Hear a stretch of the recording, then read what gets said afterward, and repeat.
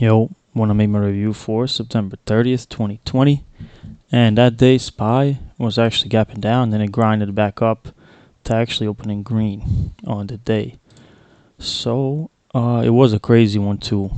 Let's just jump into SPCE, which was a crazy, crazy one, to say the least. And this was the daily on it, overextended, and then it didn't really give up its gains on the second day, but I wanted to see what it was going to do. It was gapping down, and I was going to short any pops out the gate. That was my initial strategy.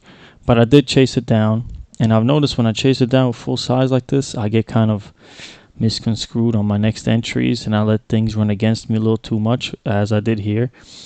This ad was pretty good up top right here. Also had this 20-30 line as a key level. It flushed and came back up, and I should have realized that this was a higher low and possibly cut it right here, but no, I added. It busted through that line, and I covered up here for a loss of $123, which was not ideal to start the day off, but it's all good. The next trade was red to green move, which was, I like this trade. This was a perfect trade on my end. I shorted 100 shares, added another 100 when I see the flush a little bit, and as soon as it broke, covered for a loss of $30. Okay, I'll take that one. Then I seen it go all the way up here, and I recognized this 2080 level was kind of key from yesterday. Topped out right here a few times, consolidated a little bit, which is pretty decent. So I started to get in it a little too heavy, I'd say, because 400 shares and within 5 minutes is kind of too heavy for me. This 100 shares a piece.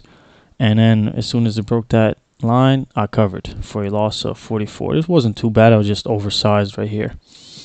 As soon as I did that, I realized it's going my way. I got to get back in this thing. And I did. 100 shares right here, another 100 right here on this pop. It's slouching down, lower low. Beautiful trades.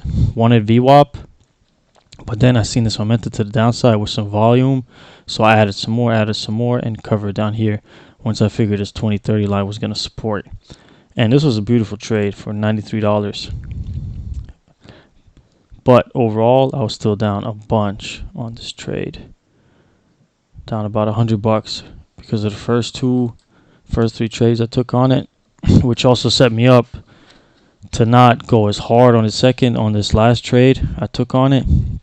This one that I just talked about, the last trade I took down is this bottom give out, and I went right to my entry price, so I just wanted to cut it for break even instead of letting it go against me, get the VWAP, add, and my mind's a little flustered already because these, I don't know, it's the second and third trades weren't that bad. Just the first trade was kind of horrible. I let it go against me for way too much. It's kind of tough because I'm writing all this down by myself, and I don't have a P&L up on the side at all times, so it's kind of rough a little bit. Overall, though, it's all right. I brought it back a little bit. Then we have AMD. Took 2 trades on AMD. Also, the market was rallying, so that didn't help me out too much. AMD, pretty much 100 shares. This was just too good to pass up. Right into red to green. I wanted to try it. Got in a couple cents underneath it, and I seen the strength still coming up, so I just wanted to get out for break even. Actually, I made $1 on it, so pretty much break even. It's all right because I recognized this pattern, recognized what was going on, and then I seen that it was getting close to this key level right here, 20-30ish level, and I had to try it again. It was too good to be pass up. I got in on 82.29, 100 shares. I wanted to ride it to VWAP, or actually this now it would be green to red line, and that's exactly what I did. I just wrote it down. Beautiful, covered, $50, $51 up. Beautiful trades. Was super patient on my entry. Just had to wait on it. Seen it was perfect. Covered the first one right away, so I didn't take a L. Didn't outsize myself and get out of line too much with my size. It was just, this is beautiful. I kind of got in a zone once I traded those other SPC, the second two trades, or the last three trades of it. I got in a zone. I really started like zoning in on what I need to do, when I need to enter. Was patient on my trades. Just beautiful, beautiful trades. And the last one I took was DKNG. Only thing is, I don't know where my, oh, there we go. This huge rally up until I believe this was all-time highs at the moment. No, it wasn't. It was close. At this 59 was kind of all-time highs, and but I seen that it was slumping down. I like this pattern a lot.